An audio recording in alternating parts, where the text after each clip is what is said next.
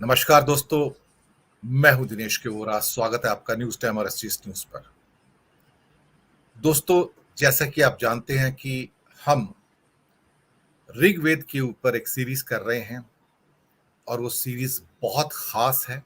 खास इसलिए कि ऋग्वेद के अंदर छुपे हुए जो भी क्या कह सकते हैं कि पहलू हैं, भेद हैं, या कहा जाए उसका अमृतत्व है, हम उसे ढूंढने का प्रयास कर रहे हैं सीरीज के द्वारा। और अब तक हमने इसके 9 भाग आपके सामने पेश किए हैं। आज 10वां भाग ऋग्वेद का 10वें मंडल के रूप में आपके सामने लेकर आ रहे हैं।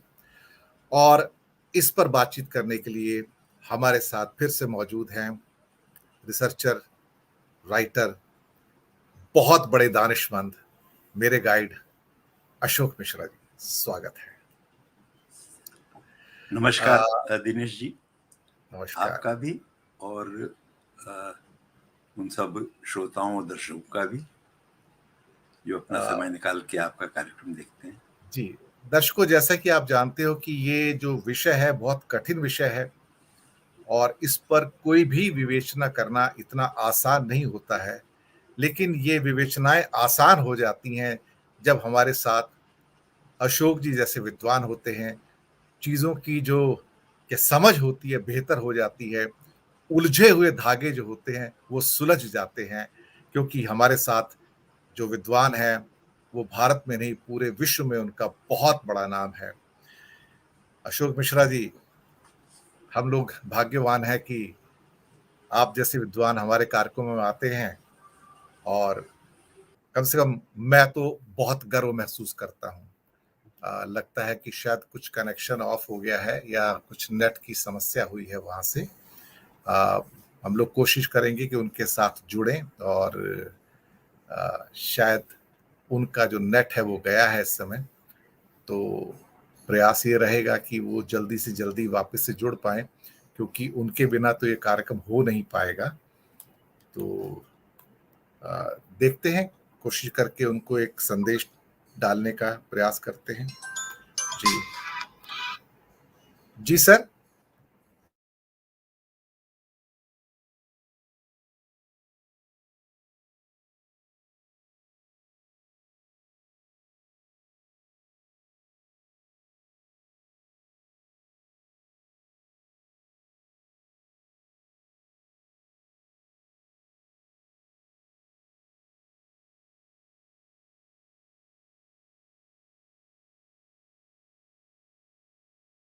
पर हमारी कोशिश ये है कि वो मैंने अभी उनसे बात की है कि वो दोबारा से अपने आप को जोड़ पाएं। और कुछ नेटवर्क की जो समस्याएं आती हैं वो तो आप समझते हैं। लेकिन इससे पहले हम अपने जो 9 भाग हैं उसको पेश कर चुके हैं। और कुल मिला के जो 10 मंडल हैं ऋग्वेद के, जिसके ऊपर सारी विवेचनाएं आपके साथ हुई हैं। और अभी ये जो आखिरी मंडल है ऋग्वेद का जिसके ऊपर हम चर्चा करने जा रहे थे, और हमारे साथ अशोक मिश्रा जी जुड़ तो गए थे, लेकिन शायद नेट की समस्या के कारण वो उनको उनसे मैंने प्रार्थना की है कि दोबारा जुड़े, क्योंकि ये कोई ऐसा मल्टीपल डिबेट का डिस्कशन नहीं है। तो मैं उम्मीद करूंगा कि वो अभी हमारे साथ जुड़ जाएंगे और जुड़ने के पश्चात हम आपके साथ तुरंत उनसे बात कर पाएंगे। मैं उनकी प्रतीक्षा करूंगा। जैसे कि आप जानते हैं कि कुल मिला के हमारे जो सबसे प्राचीनतम 4 वेद हैं, जिसमें ऋग्वेद सबसे प्राचीन है और हमारी जो वैदिक परंपराएं हैं वो उसका भी एक किस्म से देखा जाए तो बहुत बड़ा प्रतीक है। दरअसल भारत की जितनी भी संस्कृति है, भारत की जितनी भी पुरातन सोच है, वो कहीं न कहीं वेदों से निकली है। और वेदों में जो सबसे पुराना है वो ऋग्वेद है। ऐसा कहा जाता है कि 900 बीसी और 1500 बीसी के दरमियान ये सारा का सारे जो ऋग्वेद था, ये उसका निर्माण हुआ है, या कुछ और वेदों का भी हुआ है। लेकिन इस काल को वैदिक काल कहा जाता है, जिसको आप कह सकते हो आज से लगभग 3,500 साल से लेके और लगभग 2500-2600 साल के बीच में है। यानी कि एक किस्म से बुद्ध और महावीर महावीर का जो काल है उससे थोड़ा सा पहले का जो काल है, जहां पर इन वेदों की रचना की गई है।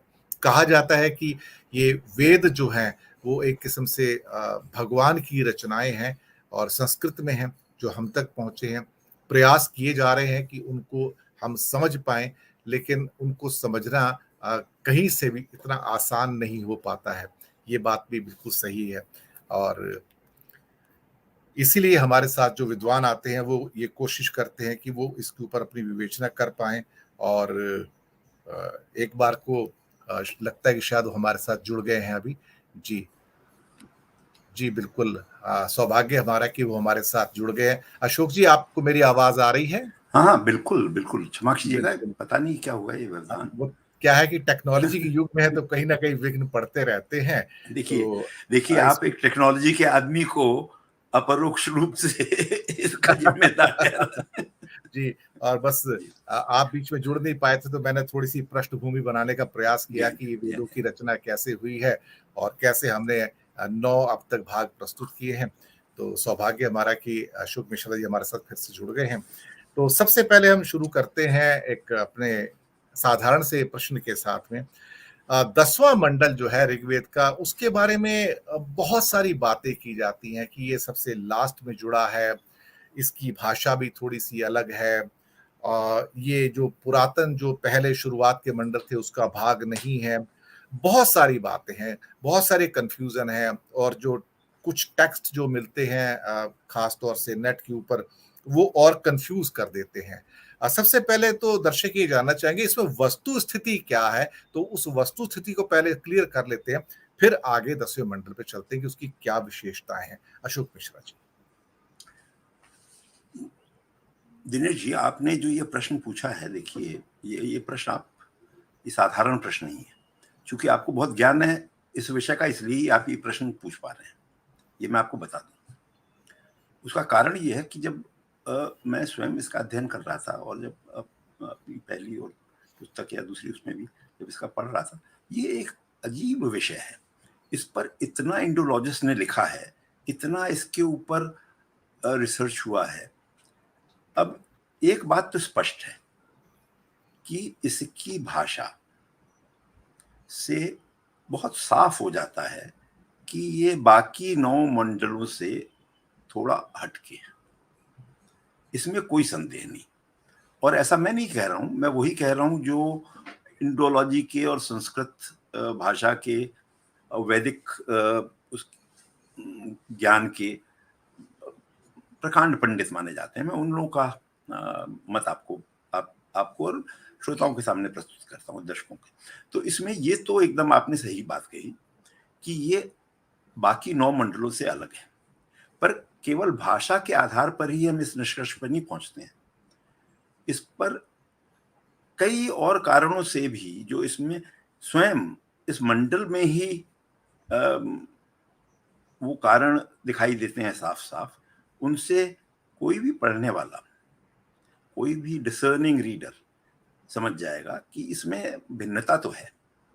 अब वो 2-3 क्या भिन्नताएँ हैं? पहली तो सबसे वही है जो आपने स्वयं कहा, भाषा की। जो दूसरी भिन्नता है, इसमें जादू टोना के सूक्त कहे गए हैं। जी, नाउ जादू टोना के सूक्त ज़्यादातर हम लोगों को अथर्ववेद में मिलते हैं, जी, जो कि वेदों की श्रृंखलाओं में आखिर में लिखा गया माना जाता है।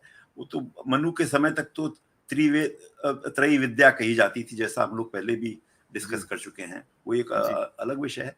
तो before the fourth Veda was accepted on the high table of the वेद, तो तब तक तो 3 ही वेद थे, और अथर्व वेद में जिस प्रकार का जादू टोना है, उसी प्रकार का जादू टोना इसमें भी है सूक्त। उसकी हम लोग बाद में चर्चा करेंगे। तो वो दूसरा एक ये हो गया भाषा के साथ। जो तीसरा कारण है जिस वजह से विद्वान लोग इस निष्कर्ष पे पहुंचे हैं, वो ऐसा अकाट्य तर्क है मेरे अनुसार कि वो अकेला ही सफिशिएंट है ये सिद्ध करने के लिए कि बात का है। ये 10वें मंडल में पहली दफा हम लोगों की चतुर्वर्ण व्यवस्था का पहला जिक्र आता है। जी जी। और बड़े स्पष्ट रूप से आता है पुरुष सूक्त में, और पुरुष सूक्त में बड़े स्पष्ट रूप से चारों वर्णों का, ब्राह्मण, क्षत्रिय, वैश्य, शूद्र, और उनकी उत्पत्ति कहां से हुई ये भी बताया गया है। तो अगर आप सोशियोलॉजिकल एवोल्यूशन के हिसाब से देखें, social evolution, I am sorry, तब भी ये स्पष्ट हो जाता है कि जैसे जैसे सोसाइटी प्रोग्रेस करती गई और इवॉल्व होती गई, और जैसे जैसे हंटर गैदरर्स सेटल होते गए, एग्रीकल्चरल सोसाइटी बनती गई, उसी तरह से हम लोग का सामाजिक ढांचा भी बदलता गया। हम लोग एक स्थान पर रहने लगे, खेती करने लगे, और अगर आप खेती कर रहे हैं तो आपको उसी स्थान पर टिके रहना है, आप जगह जगह घूम नहीं सकते हैं। तो ट्राइबल जो नेचर था, एसेंशियल नेचर, वो बदल रहा था। तो ये वर्ण व्यवस्था का उदय भी उसी समय हुआ जब सोसाइटी इवॉल्व होती है और अर्बनाइजेशन की तरफ बढ़ती है। जी। तो ये उसी समय की तो इसलिए ये तीन कारण मेरे ख्याल से काफी हैं समझने के लिए कि ये, जहां तक ऋग्वेद का संबंध है, ऋग्वेद के सब मंडलों में तो ये लास्ट का मंडल है ही, इसमें तो कोई शक नहीं। जी। पर हो सकता है कि अन्य वेदों के बाद भी ये जोड़ा गया हो, ऐसा भी संभव है, बहुत से विद्वानों जी। का ये भी मानना है। जी हाँ। तो जी, इसमें एक चीज निकल कर आती है इस 10वें मंडल के अंदर कि ना केवल भाषा थोड़ी सी लोग कहते हैं अलग है, बल्कि इसकी जो स्ट्रक्चरिंग है या इसके जो सूक्त हैं वो कहीं ना कहीं एक भिन्नता लेकर आते हैं, एक अलग स्वरूप लेकर आते हैं।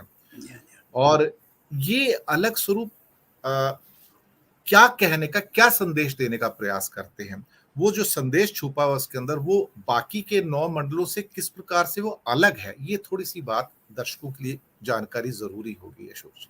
जी। तो देखिए, चाहे वो अगर देवताओं के संदर्भ में हो या कोई हमारे रीति रिवाज हैं उनके संदर्भ में हो, कि जो क्या संदेश देते हैं। ठीक है, तो देखिए मैं इस प्रश्न को थोड़ा दूसरे ढंग से मैं इसका उत्तर देने का प्रयत्न करूंगा। देखिए, अगर हम लोग देखें तो मोटा मोटी इस मंडल को, इसमें तीन चीजें बहुत क्लियर होती हैं, दे स्टैंड आउट।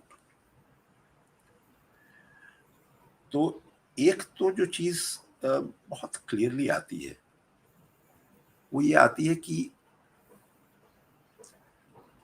जो, जैसा आपने कहा कि इसमें जो रचनाएं हैं, तो मैं उस डिटेल में नहीं उतना जाना चाहता, क्योंकि उसके लिए फिर हम लोग को कई और चीजें बतानी पड़ेंगी। पर जैसा मैंने कहा, भाषा के आधार पर ही एक तो हो सकता है। एक बहुत इंपॉर्टेंट जो डिफाइनिंग फीचर जिसको कहा जा सकता है वो ये है कि ये उस सोसाइटी का हम लोगों को परिचय कराता है जो जिस समय ये संकलित किया गया होगा उस समय तक इवॉल्व हो चुकी थी। जी और वो बहुत इंपॉर्टेंट डेवलपमेंट है। जी। वो इंपॉर्टेंट डेवलपमेंट देखिए दो दृष्टियों से है। जैसा मैंने कुछ समय पहले कहा कि एक तो जादू टोना वाले इसमें सूक्त हैं। अब उनमें से देखिए, जादू टोना तो हर धर्म में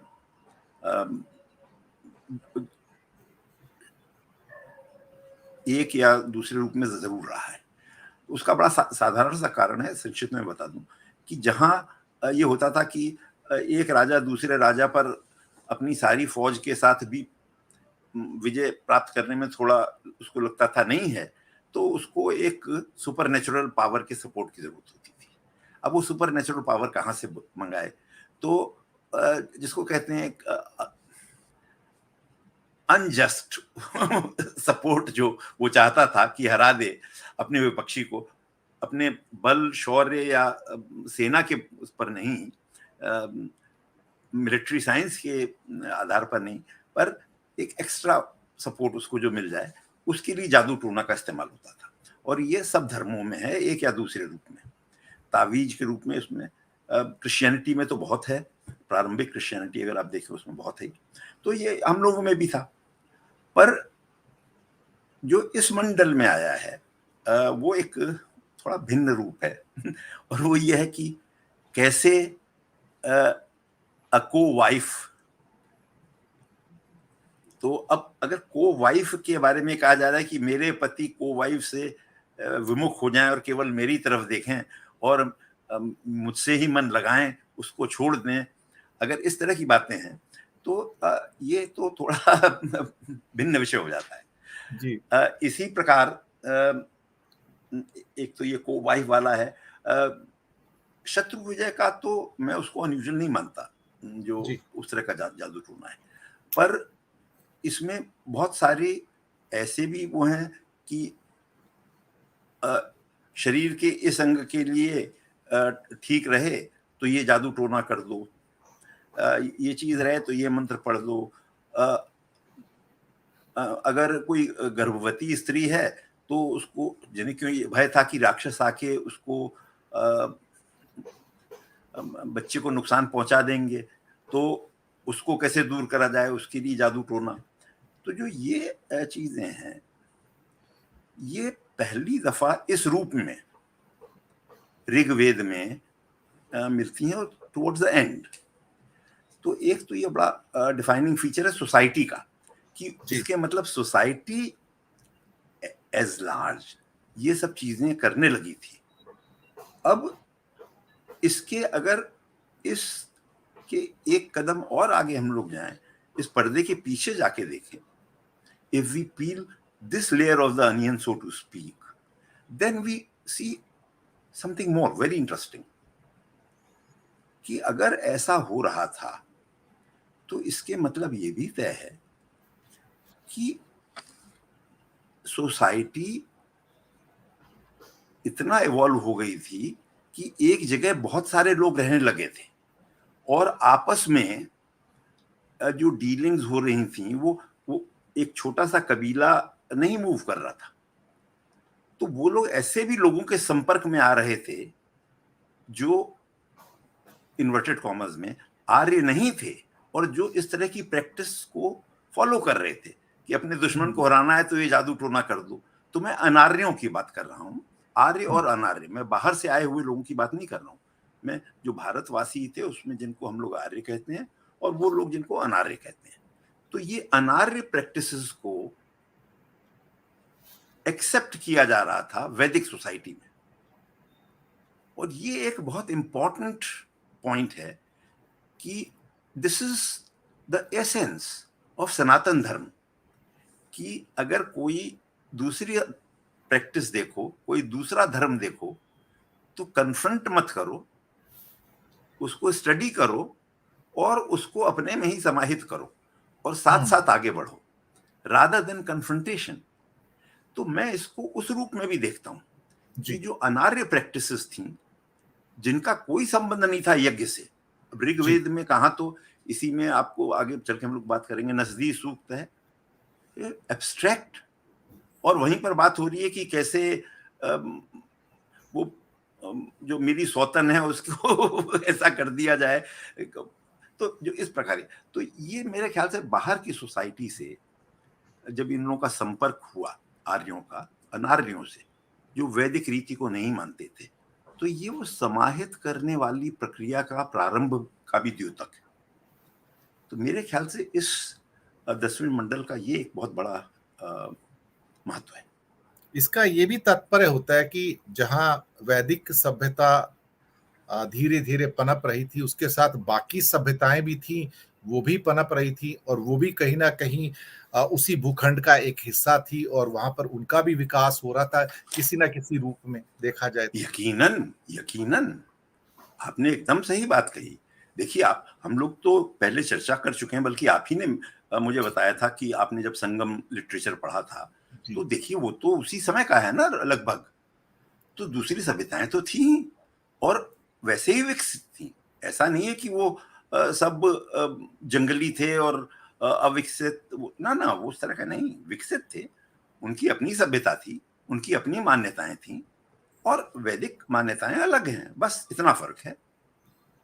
तो यहाँ उनके पे भी सर समागम। एक समाचार आया है इसी हफ्ते में जी जी। कि जो तमिलनाडु के अंदर कुछ खुदाई हुई है, उसमें जो कुछ टूल्स मिले हैं, उनको जो फोरेंसिक स्टडी के द्वारा उनकी एज देखी गई तो करीब 12,000 साल तक देखी गई है वो। और वो अब देखिए मैं। अर्ली संगम बेल बोल रहे हैं उसको, अर्ली संगम की जो सभ्यताएं थी वो थी। अब क्या कहा जाएगा, क्योंकि संगम भी 12,000 तक मुझे लगता नहीं था शायद, या अर्ली संगम कहा जाए उसको, क्या कहा जाए, लेकिन उसके कुछ प्रमाण मिले हैं उसको भी, इसका मतलब। देखिए आप, मैंने भी वही न्यूज़ पढ़ी है। मैंने एक आध लोगों से संपर्क किया है जो बनारस हिंदू विश्वविद्यालय में इस विषय के ज्ञाता लोग हैं, पंडिताएं हैं जो, तो उन लोगों से मैंने पूछा है। और एक आर्कियोलॉजिकल सर्वे ऑफ इंडिया के जो पहले डायरेक्टर जनरल रह चुके हैं, तो मैं उन लोगों से संपर्क करके समझने का ये प्रयास कर रहा हूँ, क्योंकि अभी पब्लिक डोमेन में इतनी चीज नहीं आई जो मैं पढ़ पाऊँ और कोई किसी सर्टेनिटी से कमेंट कर पाऊँ। 12,000 वर्ष पहले की उसकी एज कैसे फिक्स हुई और हुई भी है या नहीं, क्या भाषा यूज हुई है, ये भी मैं नहीं कह सकता। पर एक बात तो इसमें तो जैसा कोई डाउट किसी को नहीं होना चाहिए कि भारत, इस भूखंड में कई सभ्यताएं पनप रही थी। और अगर कोई इसको नकारना चाहता है तो वो साइंटिफिक ढंग से या रैशनल ढंग से नहीं नकार सकता। बस मैं इतना कह के चुप हो जाऊंगा। जी जी जी जी। जी बिल्कुल। अगर हम दसवें मंडल की बात करें तो इसमें कौन से ऐसे ईश्वर आते हैं, गॉड्स आते हैं, जिनकी मुख्य रूप से स्तुतियां की गई हैं, या जिनको जो इस दसवें मंडल का आधार बन जाते हैं, इसके बारे में थोड़ी सी जानकारी चाहिए। देखिए इसमें ऐसा तो नहीं है कि कोई विशेष अ, अब इसमें भी अग्नि है, इसमें भी दूसरे देवी देवता हैं, पर इसमें जो तीन, अब चूंकि आपने प्रश्न किया उसका मैं संक्षिप्त में उत्तर तो जरूर दूंगा। अब जैसे ये है कि यूप की पूजा की जा रही है। अब यूप क्या होता है, जब आप वेद के लिए वो वेदी बनाते हैं बहुत बड़ी, वो 60 गज लंबी और 50 गज चौड़ी, तो उसमें जहां पर बलि देने के लिए पशु को बांधा जाता है, कि विनियोग प्रक्रिया से उसको you are connecting that animal to the place of yajna, तो उसको यूप कहते हैं। तो जो यूप होता है उसका बहुत महत्व है ऑफ कोर्स, कि जो भी यजमान है उसके नाप के हिसाब से उसको बनाया जाता है to identify the whole process. तो यूप के लिए स्थित स्तुति है। एक स्तुति है बहुत अजीब, जिनको कि कोई जुआरी है जो जुए में अपना सब धन खोआया है और वो विलाप कर रहा है। तो इस तरह की चीजें हैं, पर जो मेन है इस, again I will use the word defining feature,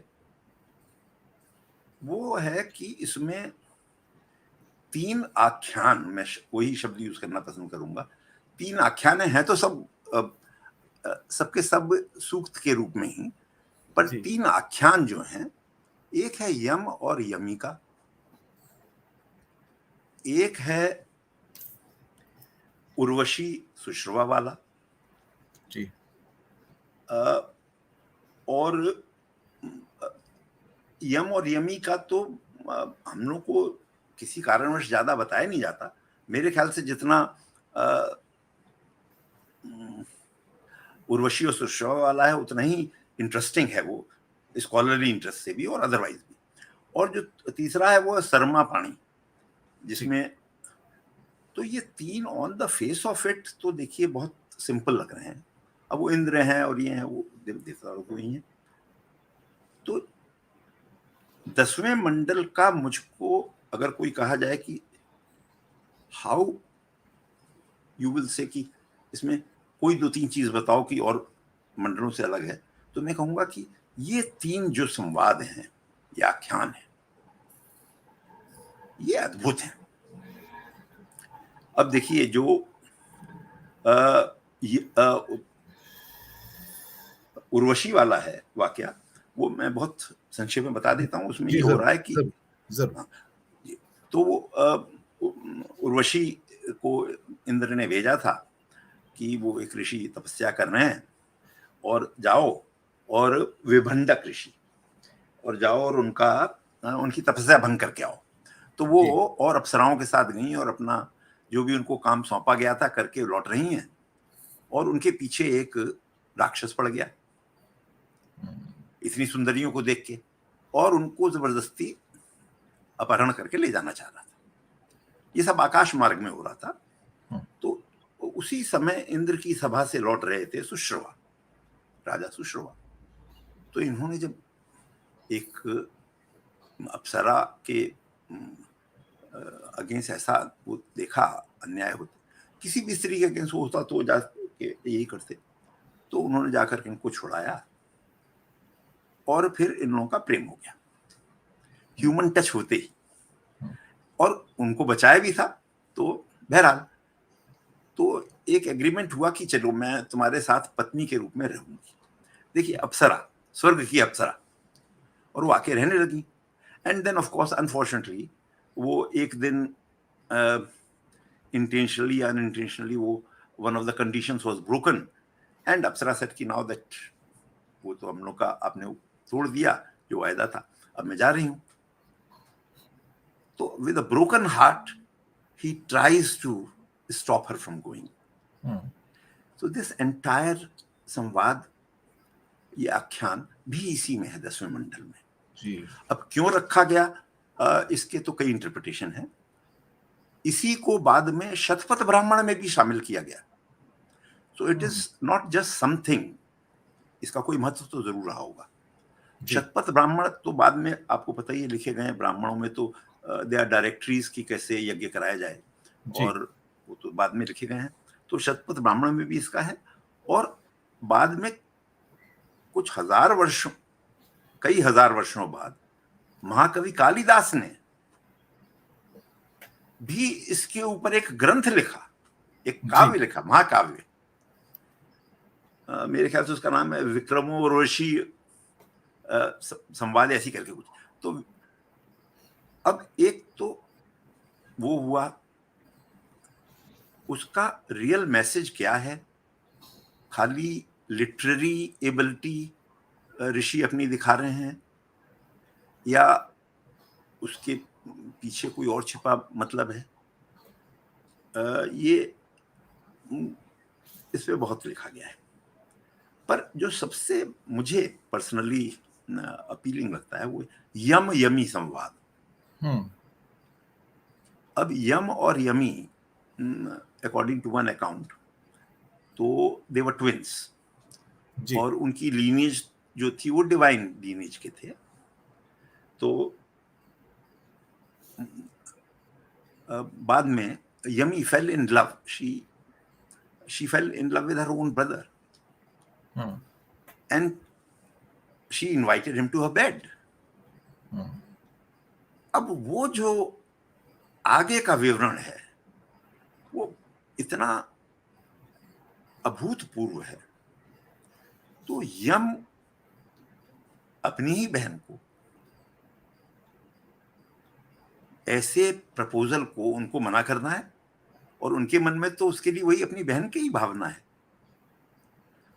तो कैसे वो उसको कन्विंस करते हैं, किस लॉजिक से, क्या रीजनिंग से, और ये मेरे ख्याल से बड़ा क्लियरली पहली दफा इनंशिएट किया गया है कि धर्म क्या है।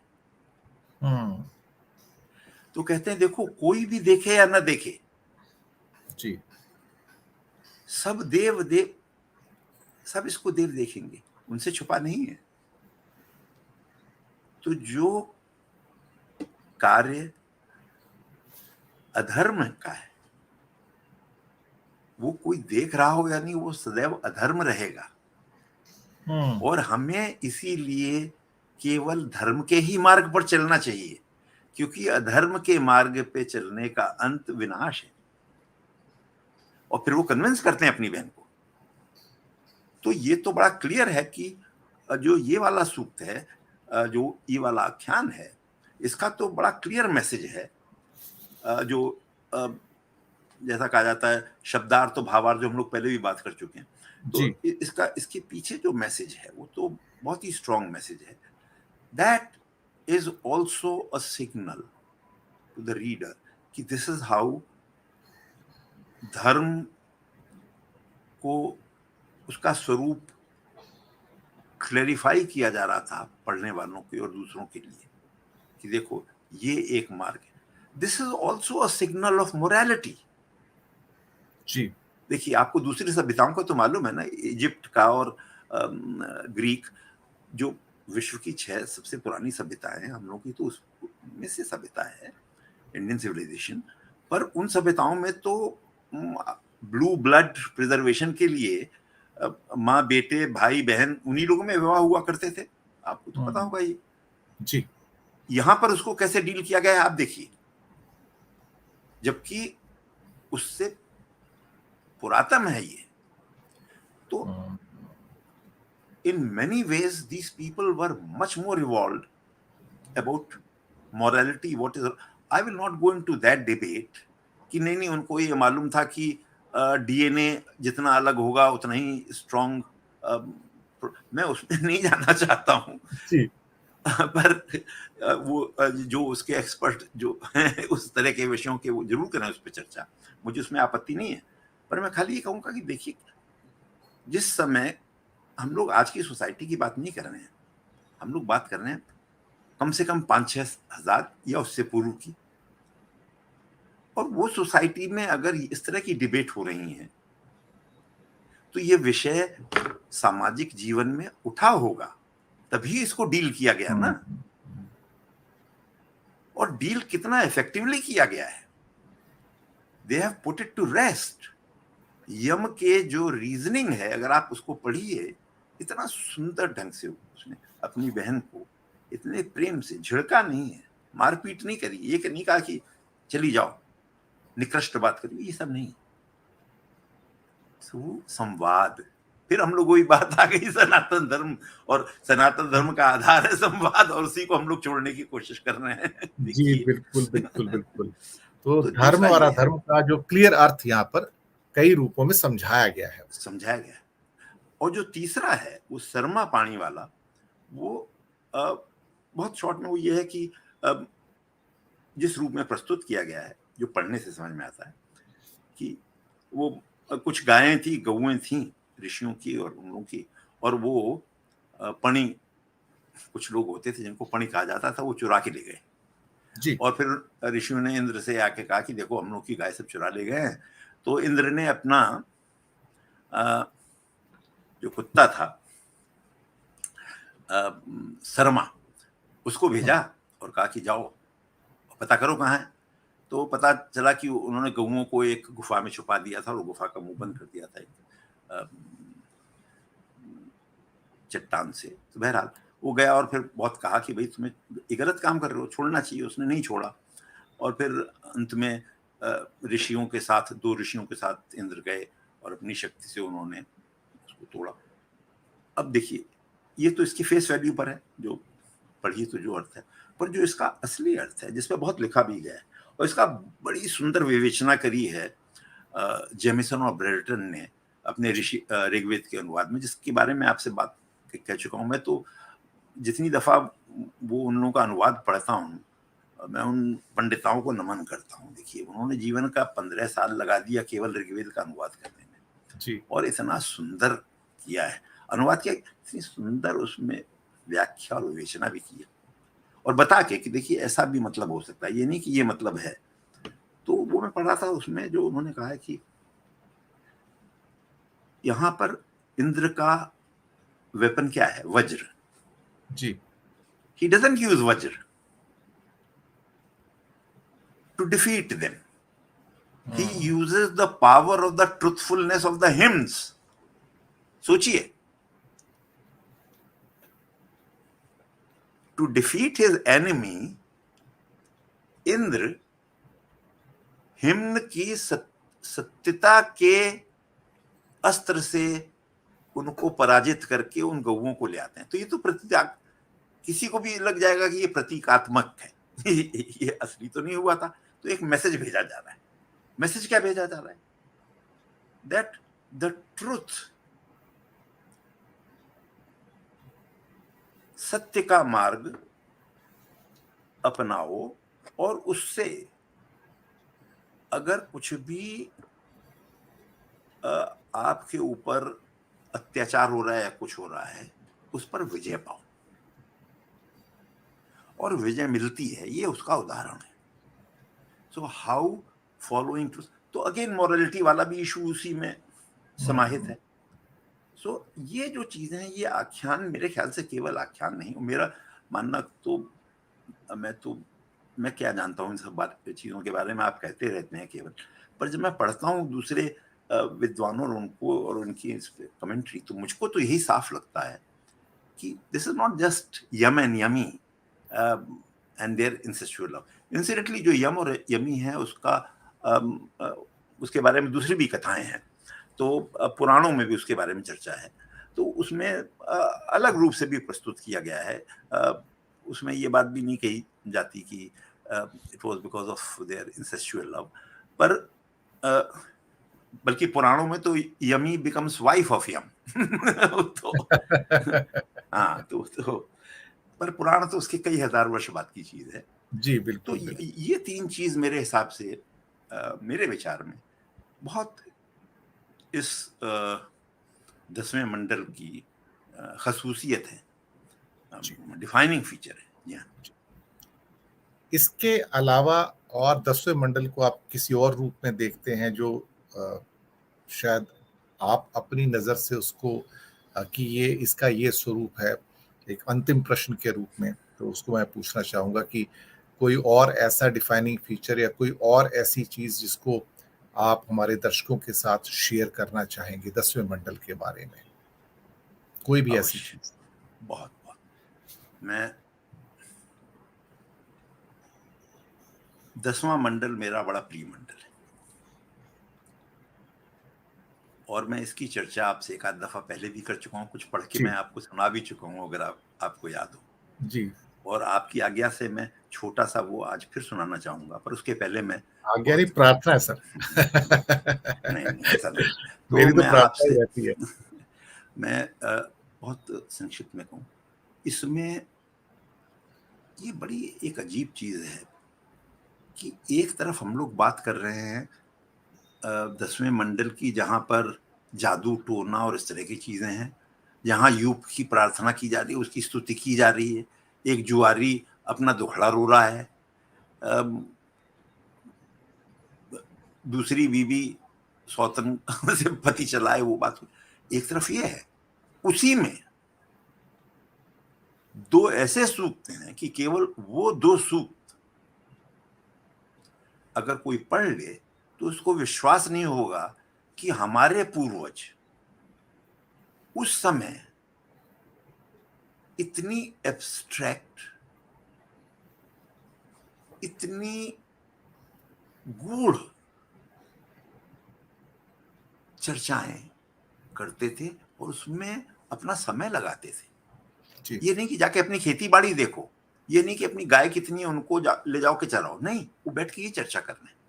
तो एक है उसमें नस्दीय सूक्त जो अद्भुत है, और मेरे कहने से अद्भुत नहीं है, उसको विल्सन, मतलब दुनिया के जो संस्कृत के और इंडोलॉजी के विद्वान हैं वो सब कहते हैं कि भाई ये तो गजब की चीज है।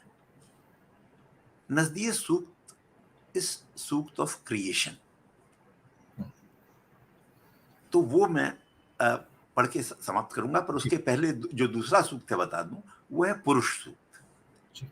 और वो पुरुष सूक्त बहुत इंपॉर्टेंट, आपने भी नाम सुना होगा, जो सुनने वाले हैं वो भी पुरुष सूक्त से परिचित होंगे। तो पुरुष सूक्त है जिसमें पहली दफा ये चर्चा हो रही है क्रिएटर की, बड़ा अनडिफाइंड स्वरूप स्टार्ट्स एमर्जिंग कि किसने सब क्रिएट किया है।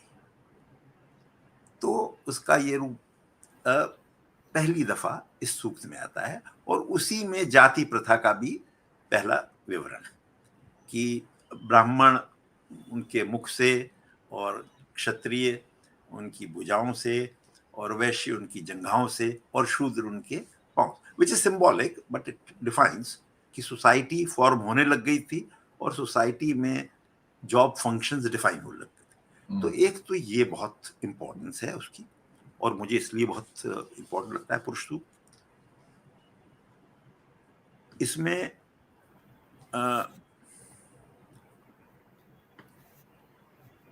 हम लोगों के, जो हम लोग अपने को हिंदू कहते हैं या सनातन धर्मी हैं, उनके लिए ये बड़े महत्व का इसलिए है कि हम लोग डायरेक्टली रिलेट कर सकते हैं 10th मंडल के सूक्तों से।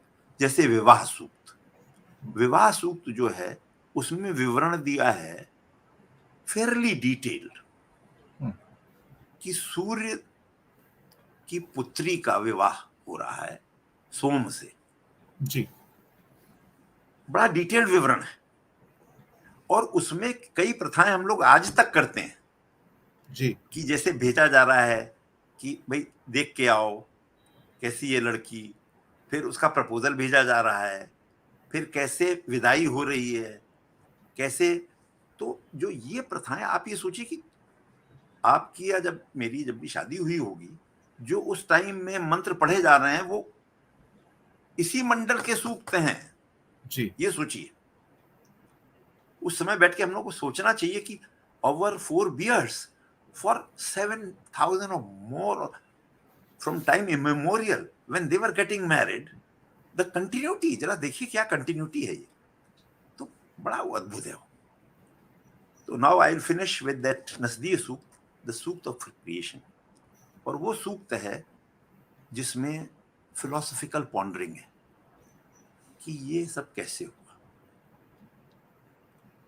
किसने बनाया, हम कैसे बने। So you can call it cosmological in nature, पर जो सूक्त है उसके मैं 2 अंश पढ़ूंगा आपको, और मैं, जैसा मैंने कहा, मैं उसको उन्हीं दोनों जो विदुषी हैं जिन्होंने इसको ट्रांसलेट किया, I will not dilute that. तो ये है, the non existent did not exist, not did the existent exist at that time. There existed neither the airy space nor heaven beyond. अब देखिए, जो कवि हैं, जो ऋषि हैं, वो ये कह रहे हैं कि उस समय जब कुछ नहीं था तो हेवन भी नहीं था, मतलब देवताओं का भी अस्तित्व नहीं, यही बात हो रही है। जी, Death did not exist, nor deathlessness. न अमृत था न मृत्यु थी। There existed no sign of night nor of day. That one breathed without wind. It's true, air. Air is my addition. That ji, one breathed without wind. By its independent will. There existed nothing else beyond that. अब ये लंबा है, तो अब मैं इसके अंत वाले उस पर आ जाता हूं। This creation, from where it came to be, if it was produced or if not. देखिए, पॉन्डरिंग हो रही है, कोई जजमेंट नहीं दिया जा रहा जी, कि वो आए और उन्होंने कहा कि लेट देयर बी। मैं किसी धर्म के विरुद्ध नहीं बोल रहा हूं, मैं खाली एग्जाम्पल के लिए बता रहा हूं। ये आपको नहीं कहा जा रहा कि no one is being prescriptive. जी, This creation, from where it came to be, if it was produced or if not. He who is the overseer of this world, overseer, जो देख रहा है, he who is the overseer of this world in the furthest heaven, he surely knows. अब उसके बाद का सुनिएगा, and with that it ends. और if he does not know? Question mark. अब सोचिए इस लेवल का फिलोसॉफिकल डिस्कोर्स अगर हो रहा है तो बहुत ही अद्भुत चीज है। बिल्कुल, तो I think this alone makes strength Mandal unique. अद्भुत, अद्भुत। बिल्कुल आपने सही कहा। और दोस्तों, हमारी ये जो सीरीज है वो चलती रहेगी, ऋग्वेद पे समाप्त नहीं होती है। इसके बाद हम अगली कड़ी पर आएंगे जो वेदों के बारे में बात करेंगे। तो ये एक तरह से हमारा पहला पड़ाव था। ऋग्वेद जो कि सबसे पुराना हमारा वेद जाना जाता है, और उसके बाद दूसरे वेद आते हैं। उसके बाद हम जो बाकी हमारे जो हिंदू धर्म है उसके जो विषय हैं, उसकी जो एंट्री केसेस हैं उसको समझने का प्रयास करेंगे। तो सीरीज लंबी है, धैर्य रखिएगा। एक एक करके इस पुस्तक के सफ़े आपके सामने खुलते जाएंगे। थोड़ा सा धैर्य रखिएगा। ये ऐसा नहीं कि रोज एक एपिसोड आता है आपके सामने, थोड़ा वक्त लगता है, लेकिन जो भी चीजें आपके सामने आती हैं बहुत सूझबूझ के साथ, विद्वता के साथ आती हैं हमारे विद्वान मित्र श्री अशोक मिश्रा जी के द्वारा। तो दर्शक मित्रों, मैं आपसे आज्ञा चाहूंगा अब, और मैं अशोक मिश्रा जी का शुक्रिया अदा करूंगा कि वो हमारे साथ आए। और शायद वो हमेशा कहते हैं कविता पढ़ दिया करो, तो मैं कविता पढ़ देता हूँ, कोशिश। बिल्कुल। आज आपने जी मेरे कहने से, आग्रह से पहले ही आपने कटा जी। जी। तो एक जाने से पहले एक छोटी सी कविता है मेरी ओर से। ये कविता है, धूप ने क्या सोच के रेशमी किनारे बना लिए। धूप ने क्या सोच के रेशमी किनारे बना लिए, रेशम कम पड़ा तो आसमां से धागे चुरा लिए। क्या बात है, बहुत सुंदर, बहुत सुंदर। कुछ तंग गलियां होती थी कभी इस इलाके में, कुछ तंग गलियां होती थी कभी इस इलाके में, शहरों की चाहत ने वहीं से ही सहन बना लिए। अब चूल्हों में गीली लकड़ियों की खुशबू कहां, अब चूल्हों में गीली लकड़ियों की खुशबू कहां, धुएं धक्कड़ ने कहते हैं कहीं और घर बसा लिए। क्या बात है, बहुत सुना सुंदर। है आसमां के किनारे भी अब उधड़ने लगे हैं, सुना है आसमां के किनारे भी अब उधड़ने लगे हैं, नाराज दर्जियों ने अब तो चांद पर घर बना लिए। क्या बात। और आखिरी इसमें मेरी लाइन है, मखमली धूप के किस्से सुनते थे डूबती शामों से, मखमली धूप के किस्से सुनते थे डूबती शामों से, वक्त की सिलवटों ने अब वो लम्हे भी चुरा लिए। बहुत तो सुंदर, ये बहुत मेरी ओर सुंदर। से बहुत छोटी सी पेशकश। और हमेशा अशोक जी कहते हैं कि कुछ थोड़ा बहुत कविता सुना दिया करो, तो कई कई प्रोग्राम्स में मैंने सुनाई हैं, कईयों में थोड़ी मिस भी कर गया हूँ, लेकिन कोशिश ये है कि कुछ ना कुछ नया लेके आऊं और कुछ ना कुछ आपके सामने पेश करूं। खैर, इन्हीं शब्दों के साथ लेता हूं विदा आपसे, और अशोक जी का शुक्रिया अदा करता हूं। और अगली कड़ी में बहुत जल्दी आपसे मुलाकात होगी, इंतजार कीजिएगा, क्योंकि कुछ और रहस्य हिंदू धर्म के खुलकर आपके सामने आएंगे, कुछ और बातें जो गहराई वाली हैं वो आपके सामने आएंगी। बहुत बहुत धन्यवाद आप सबका हमारे साथ बने रहने के लिए। आप सबका बहुत बहुत धन्यवाद।